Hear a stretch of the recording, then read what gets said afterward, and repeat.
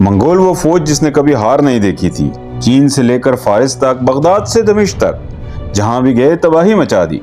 لیکن پھر ان کی ملاقات ایک غلام سے ہوئی، ایک ایسا شخص جسے بچپن میں بیچ دیا گیا تھا، جس کی آنکھوں میں بجلی تھی اور ہاتھوں میں تلوار۔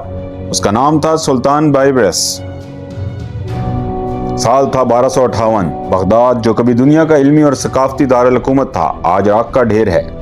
تاریخ کی سب سے بڑی تباہی میں سے ایک، ہلاکو خان کی قیادت میں منگول فوج نے بغداد کا محاصرہ کیا۔ 50 دن، جی ہاں 50 دن تک شہر میں خون نہایا گیا، 1 لاکھ سے زیادہ لوگ مارے گئے، خزانے لوٹے گئے، کتابیں دریا میں پھینکی گئیں، اتنی کہ دجلہ کا پانی سیاہ ہو گیا۔ خلیفہ المستسم کو قالین میں لپیٹ کر گھوڑوں سے رندوایا گیا، کیونکہ منگولوں کا عقیدہ تھا کہ شاہی خون زمین کو نہیں چھونا چاہیے۔ یہ بھی منگولوں کا طریقہ تھا، جہاں جاتے وہاں صرف کھنڈر چھوڑ جاتے۔ بغداد کے بعد دمشق کی باری تھی۔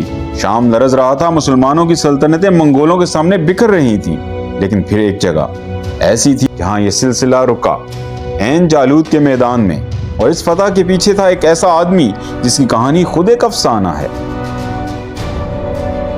بحیرہ اسود کے شمال میں ایک میدان جہاں آج یوکرین ہے، وہاں 1223 کے قریب ایک بچہ پیدا ہوا۔ قبیلے کا نام تھا کفچاک۔ کفچاک جو کہ ترک قبیلہ تھا، اس کا نام تھا بائبرس، جس کا مطلب ہے بڑا شیر۔ لیکن یہ شیر جوان ہونے سے پہلے ہی قید ہو گیا۔ منگولوں نے اس قبیلے پر حملہ کیا، بائبرس کو پکڑ کر غلام بنا دیا گیا، اسے بازار لے جایا گیا، پہلے شام، پھر دمشق اور آخر میں مصر۔ مصر میں اسے خریدا ایک مملوک کمانڈر نے۔ مملوک وہ خاص غلام فوجی جو تربیت کے بعد آزاد ہو جاتے تھے اور خود حکمران بن جاتے تھے۔ بائبرس کی ایک خاصیت تھی، اس کی آنکھوں میں ایک سفید دھبا تھا، کیٹاریکٹ۔ کچھ کہتے ہیں یہ اسے اور زیادہ خوفناک بناتا تھا۔ وہ تیز تھا، مضبوط تھا اور سب سے اہم ذہین تھا۔ جلد ہی اس نے مملوک صفوں میں ترقی کی اور پھر اس کا موقع آیا۔ 7ویں صلیبی جنگ 1249۔ مصر پر لوئس نہم فرانس کا بادشاہ نے حملہ کر دیا۔ بائبرس نے اس جنگ میں اپنی صلاحیتوں کا لوہا منوایا۔ وہ انتہائی شفاق مگر حکمت عملی کے ساتھ لڑا۔ فرانسیسی فوج کو منصورہ کے مقام پر شکست ہوئی۔ بائبرس نے خود لوئس نہم کو گرفتار کیا۔ یہ وہی بادشاہ تھا جسے بعد میں سینٹ لوئس کا خطاب دیا گیا۔ ایک غلام نے فرانس کے بادشاہ کو قید کر لیا۔ یہ وہ لمحہ تھا جب بائبرس کی شہرت پوری دنیا میں پھیل گئی۔ لیکن اصل جنگ ابھی باقی تھی، وہ جنگ جو اسلام اور عیسائیت کے درمیان نہیں بلکہ اسلام اور منگولوں کے درمیان لڑی جانے والی تھی۔ 1258 کا المیہ بغداد منگولوں کے ہاتھوں تباہ ہوا، خلیفہ کو قتل کیا گیا، صدیوں کی علمی روایات مٹا دی گئیں۔ اس خبر نے پوری اسلامی دنیا کو ہلا کر رکھ دیا۔ لوگ کہنے لگے یہ قیامت کی نشانی ہے۔ شام کے علماء نے تو فتویٰ جاری کیا کہ منگولوں کے خلاف جہاد فرض ہے۔ لیکن لڑے کون؟ مصر کے مملوک سلطان قطز نے فیصلہ کیا وہ منگولوں کا مقابلہ کرے گا، اور اس کی فوج میں ایک نام تھا بائبرس، جو اب سلطان قطز کا سب سے معتمد کمانڈر تھا۔ ستمبر 1260، شمالی فلسطین کا میدان، عین جالوت، منگولوں کی فوج کی قیادت کر رہا تھا قطبوغا، ایک مسیحی ترک جو منگولوں کا جرنیل تھا۔ اس نے بائبرس کو پیغام بھیجا، تم ہم سے مقابلہ نہیں کر سکتے، ہم منگول ہیں، ہم نے دنیا فتح کی ہے۔ بائبرس نے جواب دیا، تم نے بغداد کو تباہ کیا، خلیفہ کو قتل کیا، ہماری بہنوں کو بے حرمت کیا، آج تمہیں اس کی قیمت چکانی پڑے گی۔ بائبرس نے منگولوں کو ایک جال میں پھنسانے کے لیے اپنی فوج کو پیچھے ہٹنے کا حکم دیا۔ منگول آگے بڑھے اور پھر بائبرس نے اچانک حملہ کر دیا، 2 طرفہ گھیرا۔ تاریخ میں پہلی بار منگولوں کی ناقابل شکست فوج کو شکست ہوئی۔ قطبوغا مارا گیا، منگولوں کی لاشوں نے میدان سجا دیا، باقی بھاگ گئے۔ یہ وہ جنگ تھی جس نے منگولوں کے تسلسل کو توڑ دیا۔ اگر عین جالوت میں شکست ہوتی تو پورا مصر اور اس کے بعد پورا افریقہ منگولوں کے قبضے میں آ جاتا۔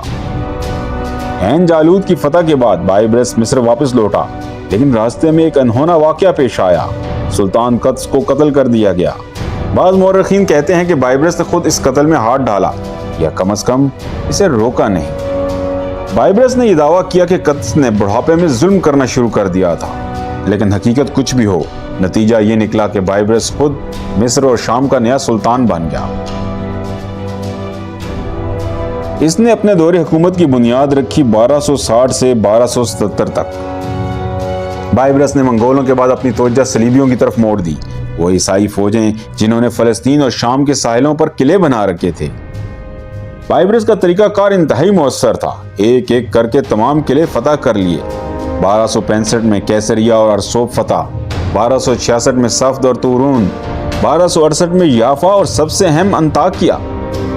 अंताकिया का जवाल खासा अहम था। ये शहर पहली सलीबी जंग में फतह होने वाला पहला बड़ा शहर था।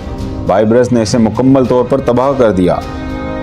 उसने सलीबियों के साथ मुआहदे भी किए, लेकिन जब भी मौका मिला मुआहदे तोड़कर नए हमले कर दिए। इसे जीरक कहा जाता था। बाइब्रेस का सबसे दिलचस्प कारनामा था हशाशीन का खात्मा। ये वो फिरका था जो पहाड़ी किलों में छुपकर खुफिया कत्ल करता था। इनका मरकज मस्याफ का किला था। इन्होंने बाइब्रेस को भी कत्ल करने की कोशिश की। एक मौके पर खुद बाइब्रेस के खानदान को जहर देने की कोशिश की गई। बाइब्रेस ने जवाबी कार्रवाई की। इसने पहाड़ों का मुहासरा किया, किलों को फतह किया और हशाशीन को या तो मार डाला या इन्हें अपनी तरफ कर लिया। जिस तंजीम ने दुनिया भर के बादशाहों को खौफजदा कर रखा था, बाइब्रेस ने इसे खत्म कर दिया। बाइब्रेस एक मुनफरद हुक्मरान था। वो जदीद इंटेलिजेंस का माहिर था। इसने पूरे मिस्र और शाम में बरीदी कबूतरों का निजाम कायम किया। पैगामात ले जाने के लिए इसने डाक के रास्ते बनवाए, चौकियां लगवाई और हर शहर में जासूस रखे। अगर शाम के किसी गांव में कोई साजिश होती तो बाइब्रेस को 24 घंटे में खबर हो जाती थी। इसने पुल और सराएं भी बनवाई ताकि तिजारत और फौजी नकलो हरकत आसान हो। 1271 में बाइब्रेस ने बैरूत का मुहासरा किया, जो सलेबियों का आखिरी बड़ा गढ़ था। इसने शहर के अंदर खुफिया एजेंट भेजे, जिन्होंने दरवाजे अंदर से खोल दिए। बैरूत फतह हुआ। इसके बाद त्राबलस और अक्का बच गए, लेकिन वो भी बाइब्रेस के बाद आने वाले सुल्तानों के हाथों गिर गए। 1 जुलाई 1277 दमिश्क में बाइब्रेस की मौत हुई। इसके बारे में मुख्तलिफ रवायात हैं।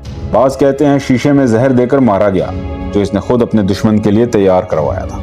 बाज कहते हैं बीमारी से इंतकाल किया। बाज का कहना है इसे हशाशीन के बचे हुए अफराद ने कत्ल किया। लेकिन हकीकत कुछ भी हो, सुल्तान बाइब्रेस अपने पीछे एक ऐसी मीरास छोड़ गया जो सदियों तक जिंदा रही। बाइब्रेस कभी अपनी गुलामी को नहीं भूला।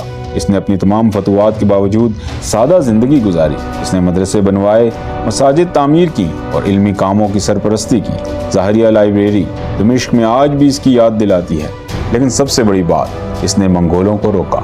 अगर बाइब्रेस ना होता तो आज पूरा मशरिक़ वस्ता और मुमकिन तौर पर यूरोप मंगोलों के ताबे होता। आज भी मिस्र और शाम में वालिदैन अपने बच्चों को कहानियाँ सुनाते हैं सुल्तान अज़्ज़ाहिर बाइब्रेस की।